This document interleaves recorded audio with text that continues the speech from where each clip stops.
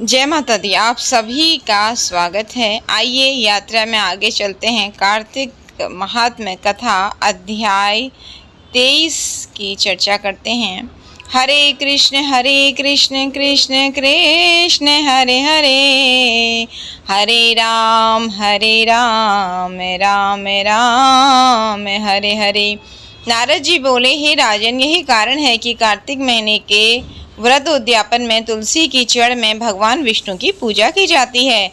तुलसी भगवान विष्णु को अत्यधिक प्रीति प्रदान करने वाली मानी गई है। राजन, जिसके घर में तुलसी वन है वह घर तीर्थ स्वरूप है, वहाँ यमराज के दूत नहीं आते। तुलसी का पौधा सदैव सभी पापों का नाश करने वाला तथा अभिष्ट कामनाओं को देने वाला है। जो श्रेष्ठ मनुष्य तुलसी का पौधा लगाते हैं वे यमराज को नहीं देखते। नर्मदा का दर्शन, गंगा का स्नान और तुलसी वन का संसर्ग, ये तीनों एक समान कहे गए हैं। जो तुलसी की मंजरी से संयुक्त होकर प्राण त्याग करता है वह सैकड़ों पापों से युक्ति ही क्यों ना हो तो भी यमराज उसकी ओर नहीं देख सकते। तुलसी को छूने से कामिक, वाचिक, मानसिक आदि सभी पाप नष्ट हो जाते हैं। जो मनुष्य तुलसी दल से भगवान का पूजन करते हैं वह पुनः गर्भ में नहीं आते, अर्थात जन्म मरण के चक्कर से छूट जाते हैं।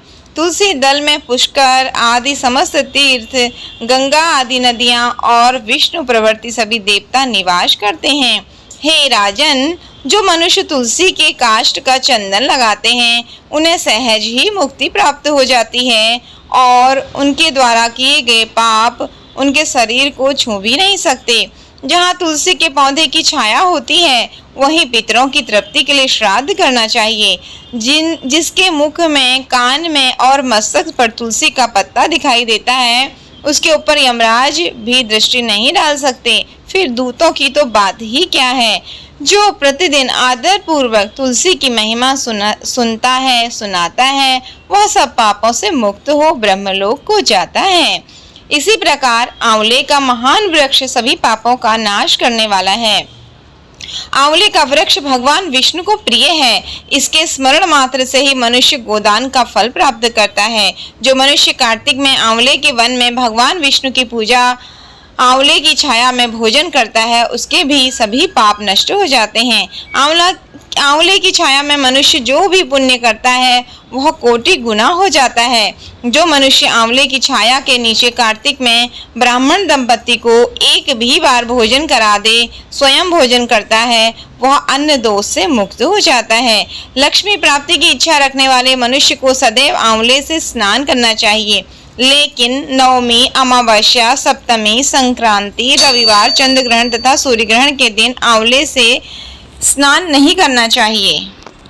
जो मनुष्य आंवले की छाया में बैठकर पिंडदान करता है उसके पितर भगवान विष्णु के प्रसाद से मोक्ष को प्राप्त होते हैं। जो मनुष्य आंवले के फल और तुलसी दल को पानी में मिलाकर स्नान करता है उसे गंगा स्नान का फल मिलता है। जो मनुष्य आंवले के पत्तों और फलों से देवताओं का पूजन करता है उसे स्वर्ण, मणि और मोतियों द्वारा पूजन का फल प्राप्त होता है। कार्तिक के महीने में जब सूर्य तुला राशि में होता है तब सभी तीर्थ, ऋषि, देवता और सभी यज्ञ आंवले के वृक्ष में वास करते हैं।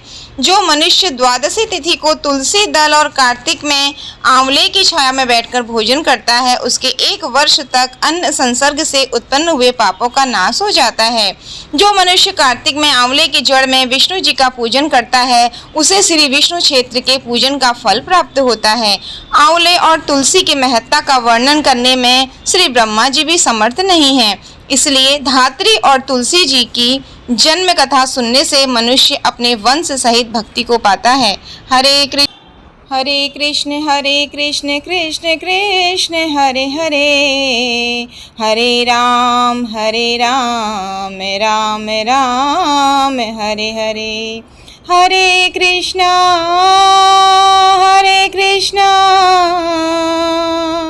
कृष्णा कृष्णा हरे हरे, हरे राम राम राम हरे हरे। कृष्ण कन्हैया लाल की जय, राधा रानी की जय, तुलसी मैया की जय, गौ माता की जय। जय माता दी।